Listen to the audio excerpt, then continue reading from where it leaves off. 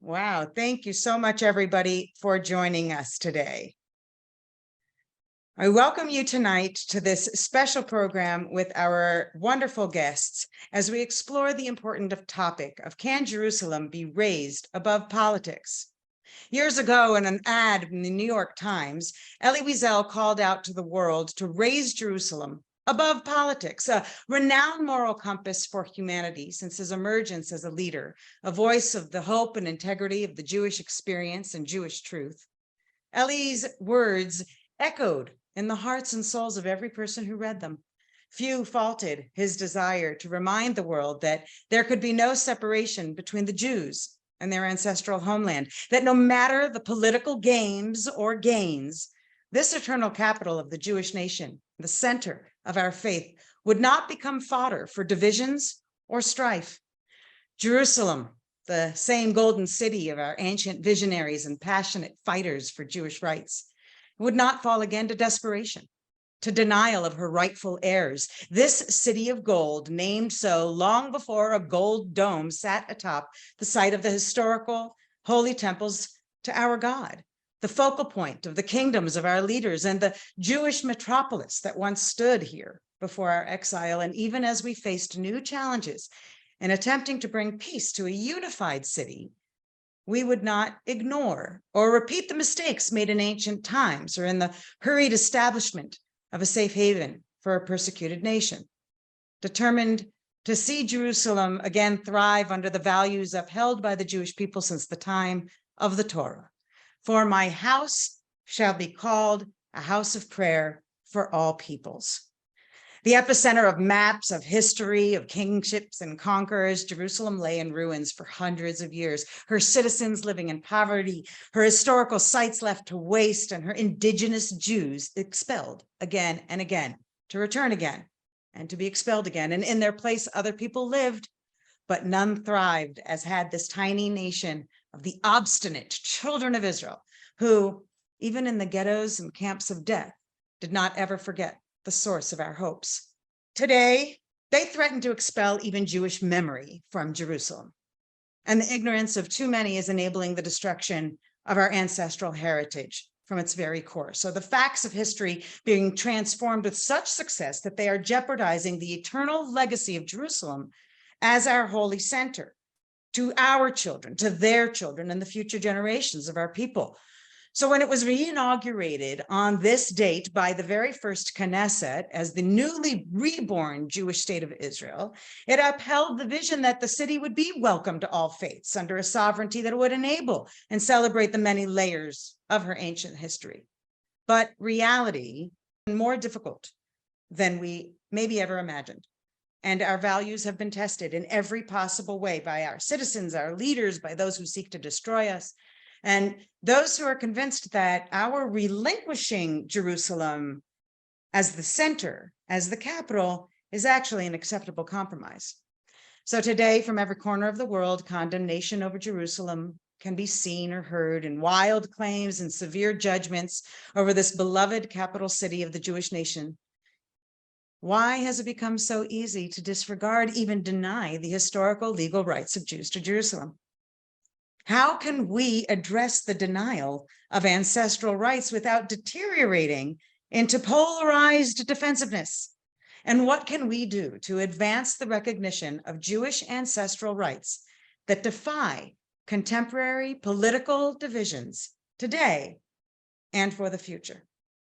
To answer these questions, we have some very special guests with us tonight, because there are very logical reasons why the Jerusalem question seems unsolvable. And our first guest is former ambassador of Israel to the United States, Michael Oren, who is sharing with us from his perspective, what is it that we can do to continue our fight for Jewish rights to Jerusalem without deteriorating into the political diatribe that is tearing us all apart. Ambassador Oren, thank you so much for joining us tonight. I'm delighted to be with you, with Israel Forever. I'm delighted and honored to be with my good friend, Professor Jeffrey Woolf, with my friend and role model, Fleur, Hassan, Nahoum. Great to be with you all. Thank you very much. Jerusalem, Jerusalem. Well, let's begin from this point. I am no longer ambassador. I am today the president of an NGO called Israel 2048. It's a project that began in the prime minister's office when I was in Knesset, a deputy minister to the prime minister. And the goal was to look at Israel's future. I know that's crazy because we never look at Israel's future. We're so bogged down in current crises. We never think about the kind of state we want to bequeath to our children, to our grandchildren and future generations. And the goal at, Dafka on the 75th anniversary was to ask the question, what kind of state do we want to see here on its 100th anniversary? And how can we assure that we have a second very successful century of Israel independence?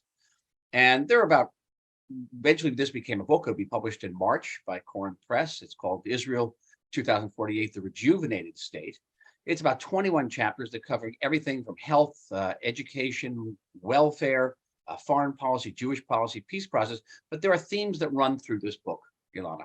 Two of these themes have profound ramifications for Jerusalem, and I think they address the very questions that you're asking: how to raise Jerusalem over, the perennial and seemingly insurmountable political and diplomatic squabbles. How can we reestablish and reaffirm Jerusalem as the undivided capital of the Jewish people?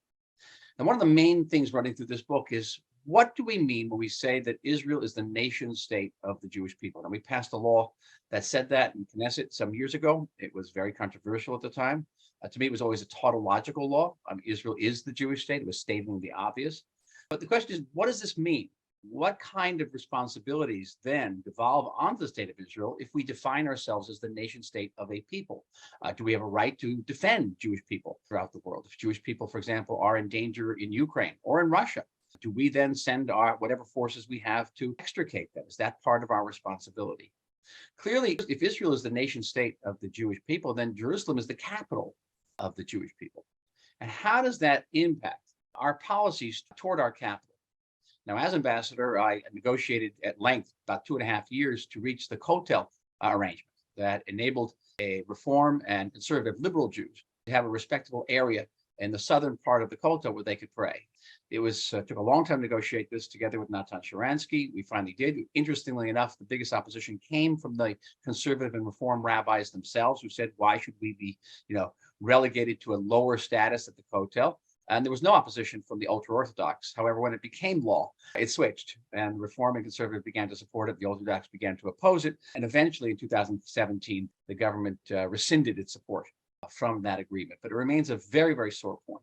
And the question still remains: if we are the nation state of the Jewish people, and we are the nation state of the Jewish people irrespective of how they practice their Judaism, or we could say how they don't practice their Judaism, if we are a nation state, we're not a religious state. How does that then play out at holy places like the Kotel and other holy places in Jerusalem and beyond?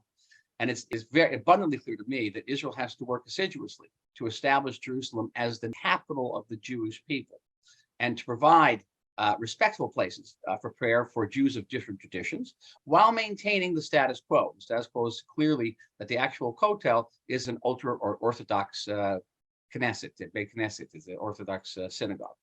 But there can be arrangements, and there must be arrangements, so that every Jew who comes into the city feels that she or he is at home and is indeed in their spiritual, eternal, and undivided capital. The second major theme running through this book, and it's the much more controversial theme. If you can think of anything more controversial than reform and conservative prayer at the Kotel, has to do with sovereignty. We Jews, we were not sovereign for 2,000 years. And all of a sudden, in 1948, we find ourselves sovereign in an independent state. And frankly, we have a very shallow understanding of what sovereignty means. I mean, certainly we have a shallow understanding of what even democracy means, because we don't come from a deep democratic tradition of 800 years. We don't have the Magna Carta in most of our background. Most of the Jews here came either from Eastern Europe, from Russia, or from the Middle East. Not big democratic traditions, nor do we have a great tradition of sovereignty. And if anything, the Bible teaches us is that we are a small state that has to navigate through between very big empires. It's very easy to lose our sovereignty, as we did repeatedly in ancient times. So in effect, and in writing this book, I was very cruel. I resolved that I would not hold back on any issue. It would be very policy driven. It would be ideological. I called, what can I say? A spade, as they say in Hebrew. I called the baby by its name. Israel has no effective sovereignty over large swaths of its territory. We have no effective sovereignty south of Beersheba over the Negev, which is basically it's 62% of the country. There is unlimited illegal building by Bedouin in the Negev. There's almost no law. Polygamy, which is illegal in the state of Israel, is widely practiced. There's drug trafficking, there's guns, there's female trafficking there as well. And the police are afraid to go in. We don't have sovereignty over a large segment of our population territory there, also in the north and parts of Galilee. But that same dearth of sovereignty and understanding of what sovereignty is impacts and impairs our ability to establish our rights in Jerusalem. Now, it's very difficult to get the Jewish people internationally, worldwide, and indeed the international community to acknowledge and respect Jerusalem as the sovereign, undivided capital of the state of Israel if we ourselves don't act in such a way. Here we are coming up many, many decades after the reunification of the city in July 1967, and there's still two halves of the city. And there are parts of the city where Israeli law is not fully applied. I lived in Talpiot for 25 years. And believe me, if I put an addition on my balcony that was, 2 centimeters wide, I'd have a police van there in a second giving me big tickets. But I watched across the Silwan Valley. The village of Silwan became the city of Silwan, with not dozens, but hundreds of illegal buildings, and no one did anything. And that is completely incommensurate, inconsistent with a sovereign country and a sovereign capital. Please, Ilana. I'm fascinated to think that here we are talking, these are social politics, civic politics, we shall say, and yet their immediate reaction that I think we would get from those who really aren't interested in the day-to-day and who's got the extra building rights and who doesn't and who's doing it illegal, it reaches a point where that doesn't matter because go to the beginning, Israel is wrong. The Jews did it wrong. There's a lot of right away interjecting those negative judgments based on previous politics and how today's Jerusalem is being interpreted. So how would you encourage people to look past it?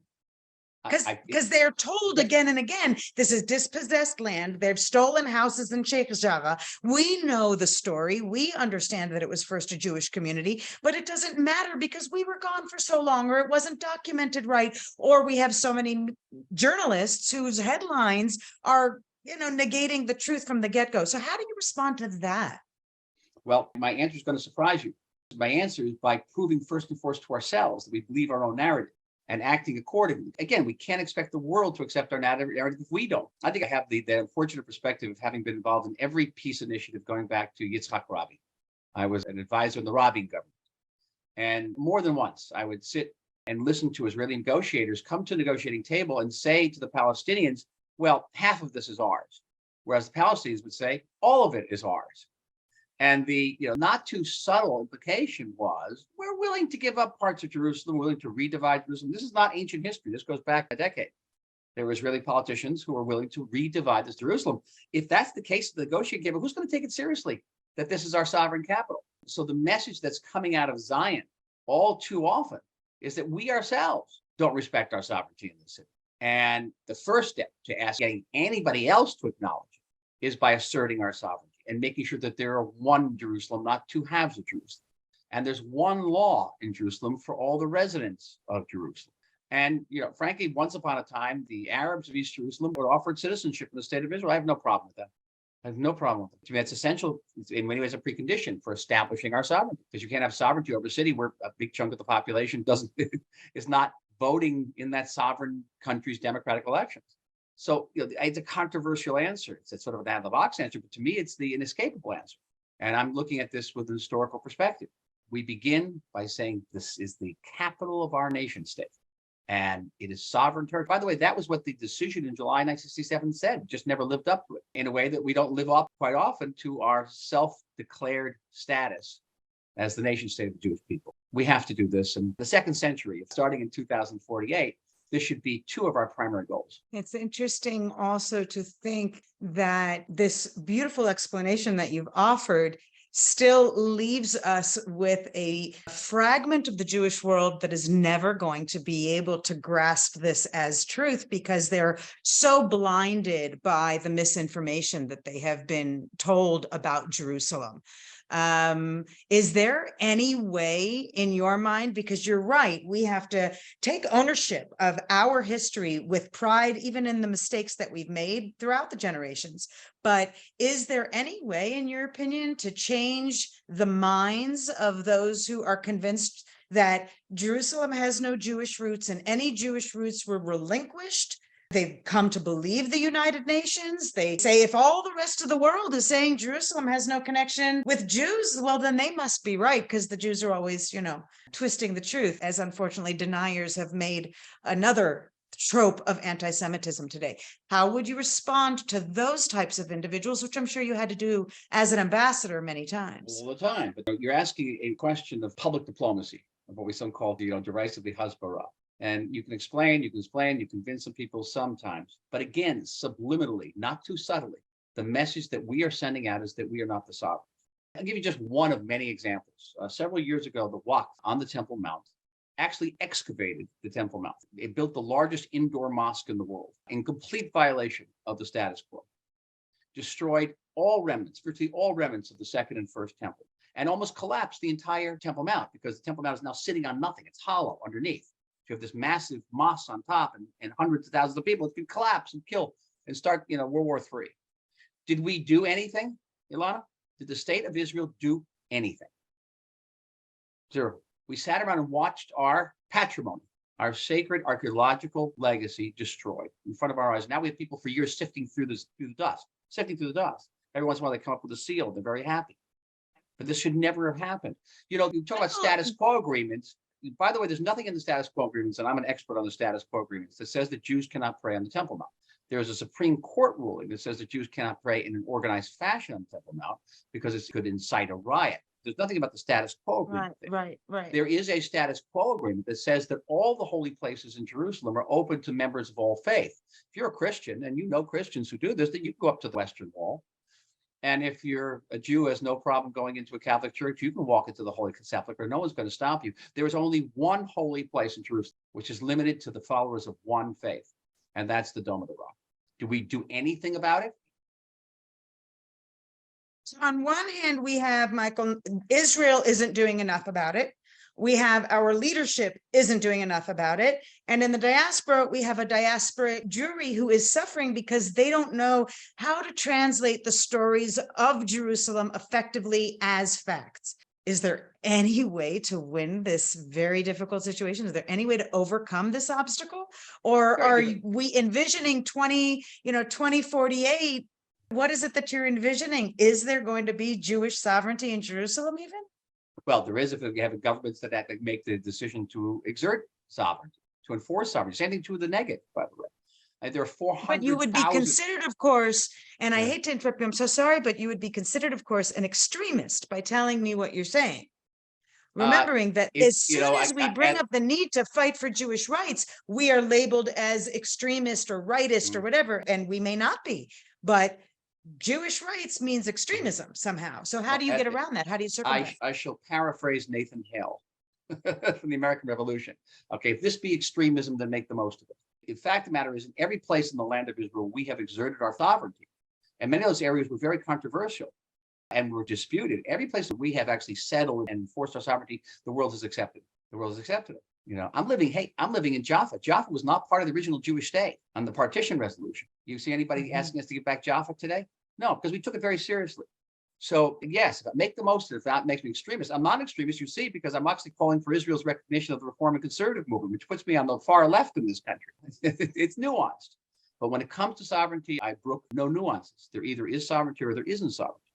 And we, as the Jewish people, have not understood. We haven't internalized what sovereignty means, neither in the Negev or in parts of the Galilee, but certainly not in Jerusalem. And watching for 25 years, the village of Silwan turn into the city of Silwan illegally, deeply, deeply distressed me. And so Do you think that it would matter more if diaspora communities had a greater grasp on that essence of sovereignty, the need for sovereignty? Do you think that just as we want and need to respect the opinions and views and practices of diaspora Jews, do they owe us also that responsibility of learning more deeply of the beauty and importance of Jewish sovereignty? Of course. Of course. And they don't necessarily understand sovereignty either, because the essence of Zionism is responsibility. It's only here we can take responsibility as sovereigns, whether it be for our security or our electricity or our sewers. And Jews in the diaspora don't have that responsibility. It's very difficult for them to even understand that responsibility. Listen, I'm a realist. I've been involved in public diplomacy for entirely too long, hence the white hair. And I've come to some basic conclusions. We've invested many, many millions of dollars in public diplomacy and some very extraordinary organizations that work to impact, not just Jews, but also non-Jews. And I know that it's a certain percentage will succeed, but not a majority percentage. Does that mean we abandon the effort? No, we continue the effort, even if it means we can convince only 15 or 20% of the people. It's Abraham in front of Sodom and Gomorrah, right? You find 5 good ones. We're going to keep it up. And I think that's worthwhile, but we have to be realistic about it also, especially with the Western world, where we will remain the Jewish state. And so much of the anti-Israel tropes that you find come right out of classic Western anti-Semitism. You don't find it in India, you don't find it in China. That's half of humanity, but we have a trouble with one part of humanity. We shouldn't exaggerate. It's not the world. It's not the world. The world doesn't hate us. There's parts that have very difficult parts. You'll see, the murder of the innocents, and you'll see, Christ killers. It comes out all different ways in all sorts of permutations, even in Hollywood. We have to grapple with it. But we have to realization. We're up against a 2,000-year-old tradition of anti-Semitism that so deeply permeates Western cultural thought, and they're not even aware of it. And so it's difficult. Does that mean we give up? We don't give up. But while not giving up on public diplomacy, we assert our sovereignty. Well, I think that there are leaders throughout our history who have been a part of Jewish rights movements that could only dream of Jewish sovereignty, and yet they appreciated its value even wherever they were living in the far out in the diaspora. They appreciated its value almost more than we appreciate it today. And you've touched on some very important issues I think everybody needs to learn from, which is some of those civic matters we're facing on the ground, some of the communal matters that we're facing within our own people. And here we welcome, I know a colleague of yours, we welcome Fleur Hassan Nahoum, who is the deputy mayor of Jerusalem and a dear friend of Israel Forever, because we absolutely appreciate every time you get to join one of our conversations. And I wanted actually to open this forum up with a unique approach here. Ambassador Oren, what would you ask Fleur about her vision and her ideas about Jerusalem as one diplomat in one style to another in a different position? Because that's the nature of our forums, is we want to be able to hear the dialogue also between you. So what would be your question to open up to our dear Fleur, who has joined us tonight? So Fleur is not an American. She comes from Gibraltar, but I'm going to ask her a softball question. You understand that expression? I get it. Question. I know what a softball question is. So what are you as deputy mayor? What have you done to bring industry and life, jobs to Jerusalem, to make it a city that is not just a city of study, a city of holy places and relics and museums, but a living city where people can earn a living and raise families? Well, exactly. Thank you so much. It's such an honor to be here, Ilana. Thank you for inviting me to be here with Ambassador Michael Oren and with Jeffrey Woolf. So that's really a good question, Michael, because essentially there are 2 Jerusalems, right? There's probably 70 Jerusalems, but there's the Jerusalem that we speak about in policy and theory. And then there's a real city with 1 million people, a city which is the most diverse city in the country. Let me just give you some numbers. The 2 largest minorities in the state of Israel are the Arabs and the ultra-Orthodox. And in the whole country, there's about 20% Arabs. In Jerusalem, 40%. In the whole country, there's about 12-13% ultra-Orthodox. In Jerusalem, 25%. So we have double the numbers of these 2 minority groups from the country in our city, which makes Jerusalem the largest Arab city in the country and the largest hurried city in the country. Now, why is that challenging? It's challenging because these 2 workforces, put aside politics, religion, these two populations have very low workforce participation numbers. And so ultimately, Jerusalem, which is our capital city for 3,000 years, let's not forget, and I very much resonate with what Michael was saying about every Jew should feel that this is their home. This is something that directs me, that informs the work that I do. But ultimately, the reason that's true is because King David, when he decided to put the capital of the Jewish kingdom here, he united the tribes. We were tribal people. He united the tribes, and he didn't pick his capital, which was Hebron. He was the king of Judea. He picked Jerusalem as a neutral place where all the different tribes could come and feel at home. So that DNA is still very much the character of Jerusalem, that DNA of diversity of all types of Jews. It's very much the character of Jerusalem. But the added challenge is that we are also the poorest city in the country. People don't get this. They're the capital city and the poorest city in the country.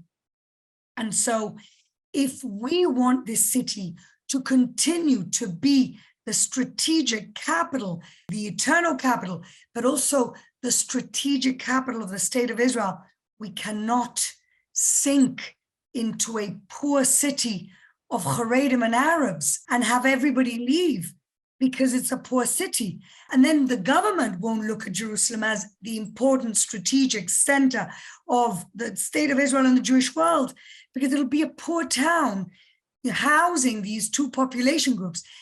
And so it's my job, and this is the reason I got involved into politics in the first place here in Jerusalem, is because I was part of the movement to bring high tech and the prosperity of the startup nation to Jerusalem. We have all the ingredients. We have the best universities in the country. Yes, Hebrew University is still the best university in the country. We have Bezalel Art and Design School. We have engineering schools. We have the intellectual capital. We have the human capital. We have a lot of people. And we needed government and we needed investment. And that's what I've spent the best part of the last 8 years doing. And even though we have a long way to go, we have moved the needle in the right direction. We used to have an Arab women's workforce participation of 19%, lowest in the Middle East, lower than any other Arab city in the country, lower than Saudi. And we've moved it from 19 to 25%. Still low, but we're moving in the right direction. Arab men, the same. Haredi men, we haven't managed to move the needle as of yet, but we see more Haredi men in universities, in colleges, and in the workforce than ever. But Haredi women, we are moving the needle from low quality work, from minimum wage to high-tech managers. And ultimately, which goes back to some of the things Michael was saying about the big picture for Israel, the demography in Jerusalem today is a mirror of the future demography of the state of Israel. And so the models for the inclusion and the mobility of these communities are not just for Jerusalem. They're going to be the models that are going to save the economy of the state of Israel in 20 years. We have to think also about how the economy, which is growing, and the society, which is improving in Jerusalem, thanks to some of this tremendous work. Actually, I think this is the first time to hear it broken down into those two extremes. And, Jerusalem in itself awakens extremes in everybody who tries to tackle the conversation. But to think about the extremes that you explain, is there a way to integrate in your mind some of these lies and distortions that have been told about the abuse of Jerusalem citizens? Again, a very polarized and controversial side of the discussion of what Israel has done in Jerusalem, always very negatively charged. What you're describing is the exact opposite, that no matter all of our obstacles, we're continuing to see growth in spite of everything. And what's even more interesting is you ask the average Arab Jerusalemite, which part of in which country they want to live, in some type of future Palestinian entity or Jerusalem, Israel, and they will mostly quietly say they want to stay here because they know that here they have freedoms, there they have job opportunities, they have potential prosperity, they have an open society. And they've realized in the last 10 years, I would say it's much more prevalent that their salvation is not coming from the Palestinian Authority. And so to me, the biggest proof is an average 5-minute conversation with an East Jerusalem resident who will tell you, no, thanks, we're staying right here. And what we're doing is building bridges. We are developing a high-tech park in East Jerusalem. We've been condemned by the world. The detractors are saying, oh, you're entrenching the occupation.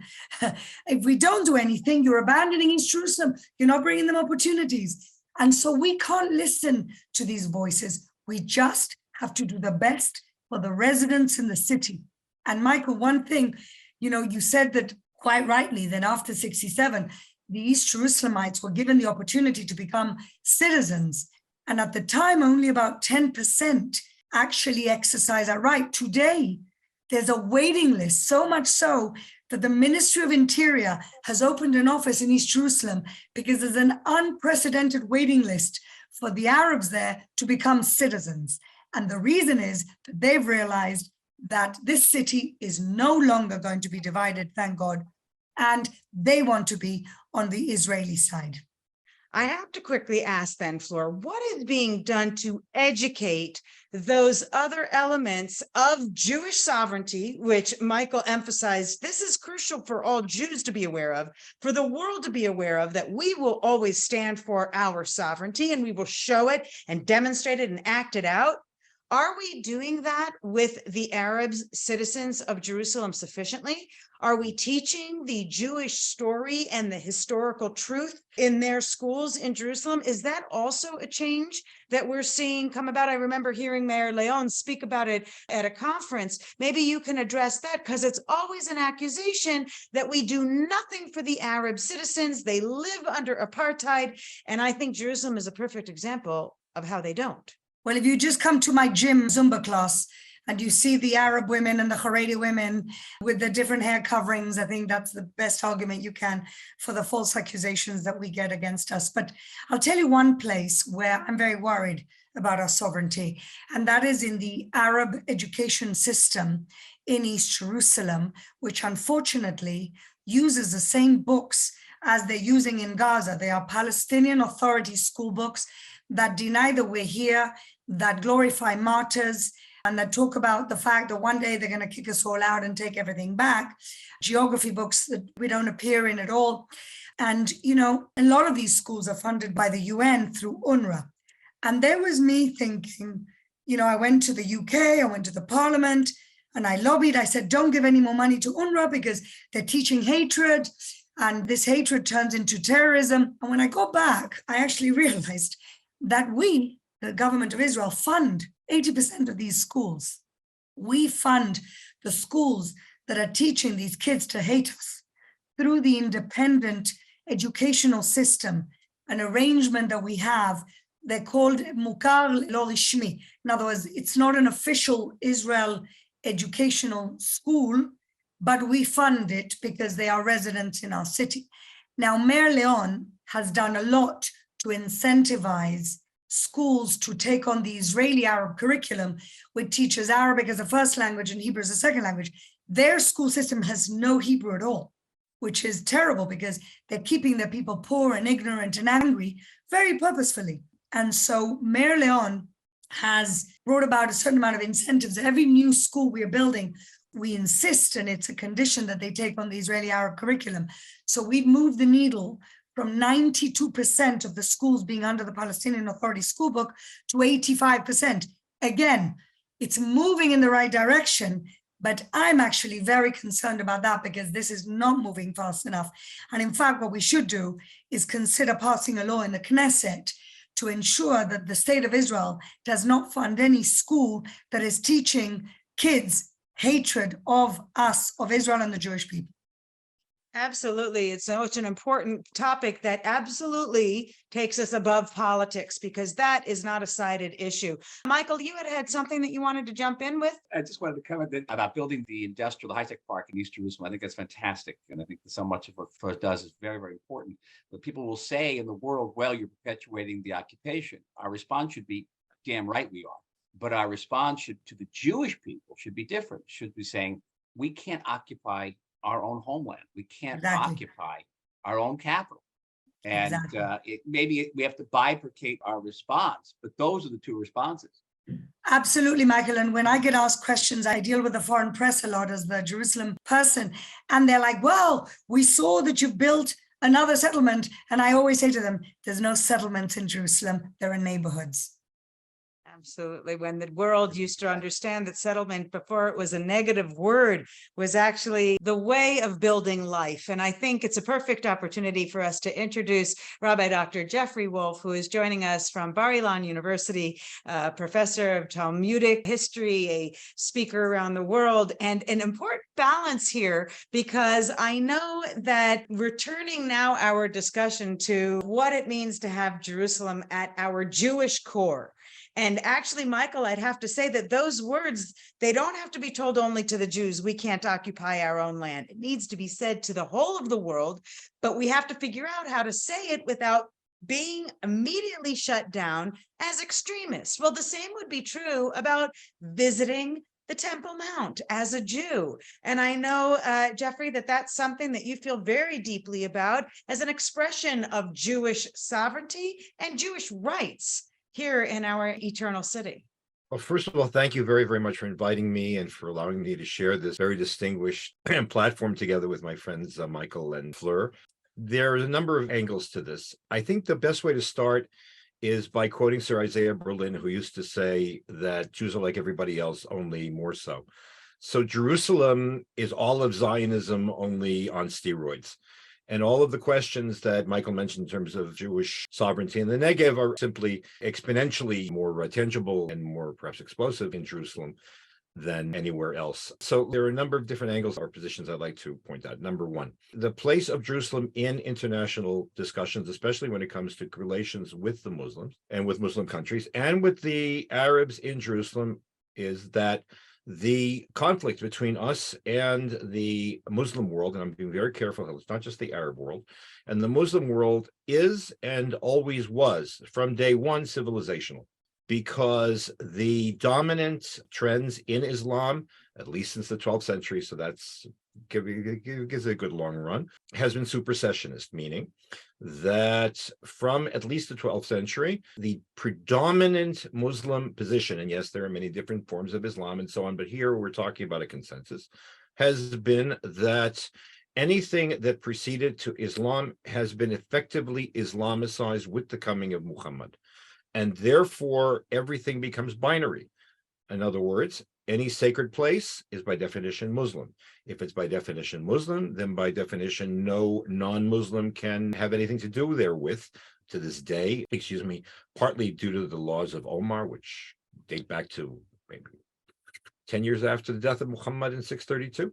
Non-Muslims are barred from the Hijaz. They're barred from Mecca and Medina. There was actually Israeli journalist with, I think he's a German passport, who recently visited Mecca. He made the stupid mistake of taking selfies and videos of himself, and he almost started an international incident because he was wandering around Mecca, which in fact non-Muslims are banned. That is the reason, effectively, that Jews are officially, as far as the Islamic authorities are concerned, Michael's quite right about the status quo, but as far as the Muslims are concerned, there should be no place for non-Muslims in Muslim sacred space. And since there is no room for non-Muslims in Muslim sacred space, Jews and Christians by definition shouldn't go there, never mind prayer. So it is their binary approach to this entire issue of the Temple Mount, which then extends to Jerusalem and frankly extends to the entire question of whether the Jews have any right to any sovereignty in the land of Israel whatsoever. Islam classically divides the world into two, the Dar al-Islam and the Dar al-Harb, the world of war, the world of Islam, And those areas where Islam holds sway, no non-Muslim may ever legitimately hold sovereignty. So that's part of what we're dealing with. And it was one of Moshe Dayan's stupidest moves. He should have known better, actually.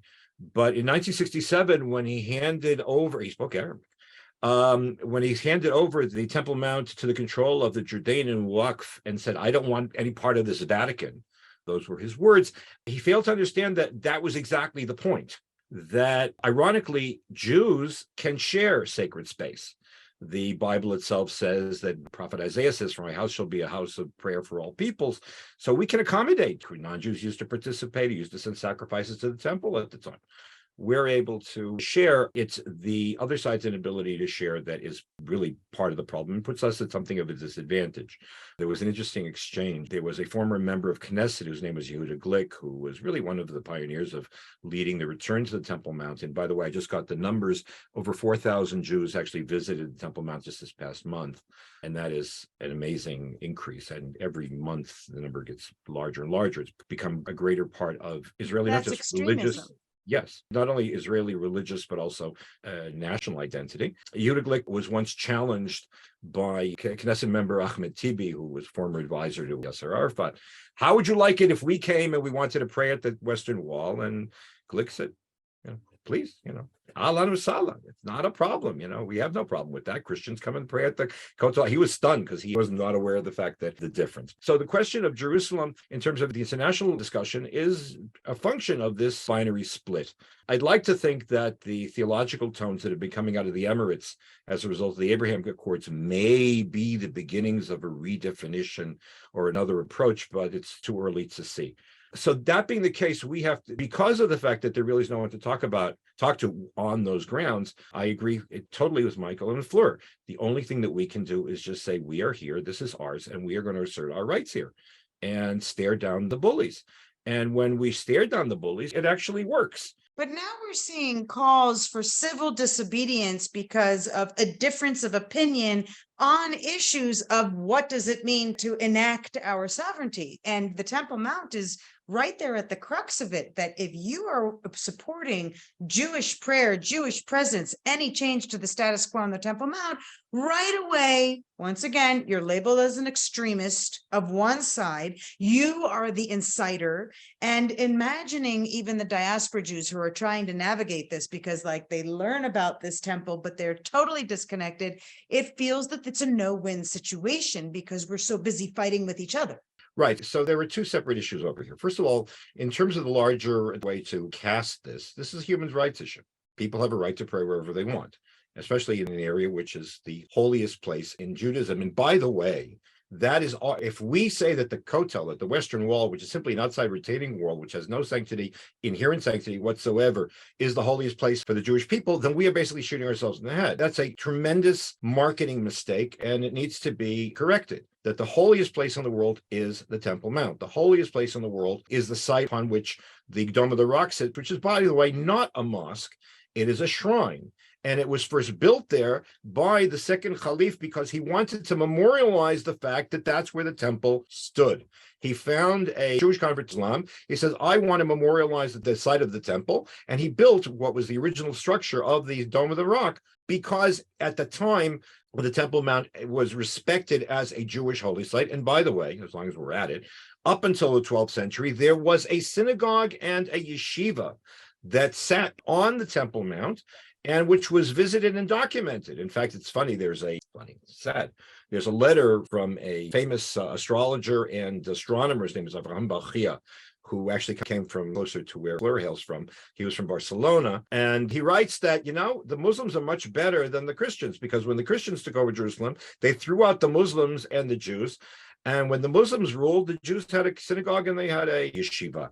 But that's only part of the story. The real story is that we have got to try to work as hard as we can, and this means ignoring a lot of naysayers in the Jewish community, and especially in Jewish academia, where I, fortunately or unfortunately, hail from, and that is to try to restore to work to restore a relationship to Jerusalem that obtained up till maybe till about 20, 30 years ago. I remember, I'm old. I remember on Wednesday, June, whatever number it was, June 6th, I think it was, when Jerusalem was conquered, when Jerusalem was liberated, there was an electric bolt, a bolt of electricity that went through the entire diaspora Jewish community that was absolutely palpable. People who had never been to Jerusalem were overwhelmed by the cry of Matagur Harabayit Biyadenu, that the Temple Mount is in our hands. And the question that arose was, why did that happen? And the answer is because up until 20, 30 years ago,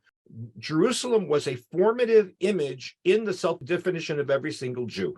Every Jew, you go back in terms of the history of Jewish art, and you go through the history of Jewish prayer, and you go through the history, anywhere you go, Jews were surrounded by images and by memories and by invocations of Yerushalayim, whether they saw it or not, and whether they hoped to it or not. For example, I'll give you one example. The first Rashi, the first comment on the Bible by the 11th century commentary Rashi, invokes the right of the Jews to the land of Israel, which is kind of like, why is that's all you got to do? I mean, there's nothing else to teach. And the answer is yeah, because there was a world war going on between Islam and Christianity, and they were fighting over a piece of territory that, as far as the Jews were concerned, did not belong to either one. The danger for the morale of the Jews was just absolutely incredible. So Mashiach had to come in and reassure them. All Jewish art, from one end of the diaspora to the other, when Jews would decorate their synagogues, they would walk in and they would be surrounded by wall paintings of Jerusalem. The idea being that when you walk into the synagogue, you're not in the synagogue. You're being transported to Jerusalem. So the idea of virtual reality was not created in the age of the internet. It actually was a function of the way the Jews organized their own space, sacred space. That was one of their central organizing principles. That has weakened. That is weakened because of the lack of Jewish education, which is the biggest plague of the diaspora. And by the way, a major plague in Israel, because the kind of intense Jewish education which the secular school systems used to provide is gone. The people who led the charge, let's give a small example. The people who led the charge for using the Hebrew date and not the secular date in all business and government documents up until the 60s or so were not Orthodox Jews. They were members of Achdut Avodah. They were the people from the Palmach because they wanted to restore Jewish awareness. And yes, our situation is better than it has been in the diaspora, but there is work that has to be done here as well. And the only way for us to do that is to do the hard work of just hacking away and rejecting lies and asserting the truth, not our truth. There's no such thing as more my truth, your truth. Asserting the truth and asserting information and bringing Jews here. There's no substitute for that. The best thing that we can do in the meantime is try to bring a little bit of Jerusalem to them. And I think that the examples that each of you guys have given tonight have been really helpful for people who are probably struggling to have some facts in their pocket. I love having learned these new moving of the needle that's happening in Jerusalem, because it's something that I see articles come out about, Fleur, but I think that the way you describe it gives real tachlis details where people can talk about this is happening because it's a Jewish sovereignty. And if we look at what's going to happen in 2048, Michael, it is because it is a Jewish sovereignty that these wonderful dreams can come true. And the freedom of prayer on the Temple Mount or anywhere in the state of Israel, in the land of Israel, should all become possible. And our citizens should want to be Jewish, non-Jewish, whatever, should want to be a part of it because it is a Jewish sovereignty, because it is a Jewish democracy. And all of the riots and the rallies that are happening these days are a reminder of that democracy. But I actually think that the three of you have each represented very important pillars of what the democracy of our approach to Jerusalem also must be. You each represent a wide range of personal experiences and personal perspectives. But it's beautiful to see that, and my own mentor, Elie Wiesel, was an example of it, who was able to navigate the difficult discussions and the difficult topics without aligning with only one or the other side of politics, with one or the other organization or movement in the Jewish world. That's the kind of leadership that we need today. That's the kind of leadership we hope will overcome the challenges that we're facing today, both in the diaspora and in Israel. And I think that the information that you have shared with us tonight has been instrumental to helping some of our participants and viewers around the world, our global community of virtual citizens of Israel, to become that little bit more literate. And you ended, Jeffrey, on the note of raising Jewish awareness. And that's what Israel Forever really is about. It's about taking some of the bigger concept and breaking them down so that what we call every Jew can be able to relate to that.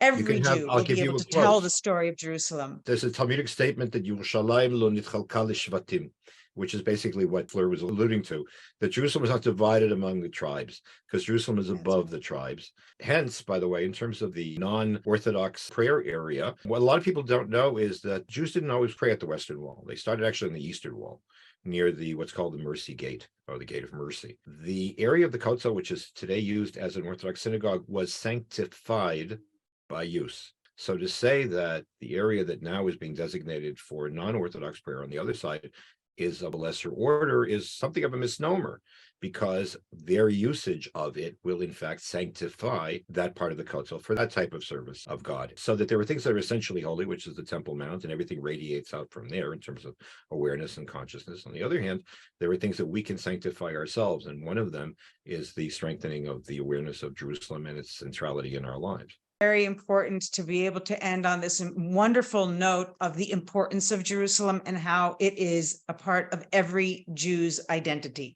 It is not only our collective responsibility, but each one of us within our own heart. So, Michael, Fleur, is there anything that you'd like to add to wrap up our discussion today on helping our participants, helping our listeners to learn how they too can be a part of this destiny that we share, being leaders for Jerusalem, Jewish sovereignty above politics? Well, ultimately, I always say we're a real city with real problems, with garbage to be collected and with buses to be put on the road.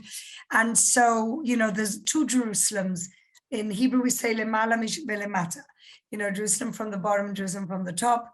And we do our best to try and make that connection. It's a real city with real people. And it's also the most symbolic thing we have for our people and for our religion, for our history and our heritage.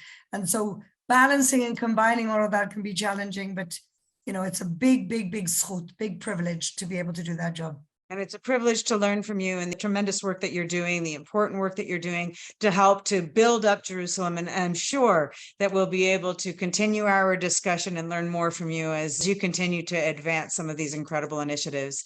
And Michael, what would be your parting words for our guests today? It's simply this. When people ask me to define Zionism, I respond with one word. It's responsibility. At the end of the day, it is far less important what the world thinks. What's very important, what is crucial, what is paramount, is what we do. If we take responsibility for Jerusalem, for its sovereignty, for its unity, for its integrity, then we'll win.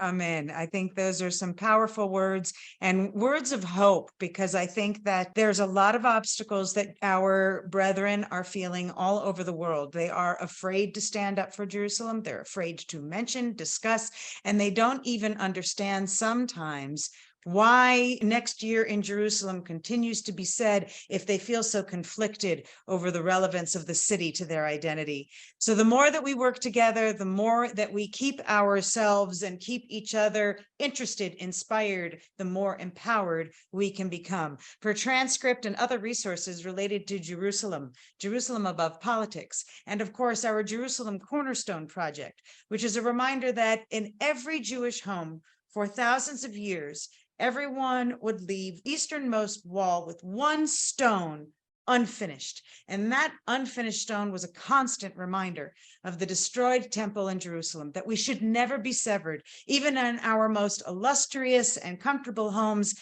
the temple is with us. On our weddings, the temple is with us. And may Jerusalem continue to be eternal today, tomorrow, and forever. So thank you all for joining me tonight.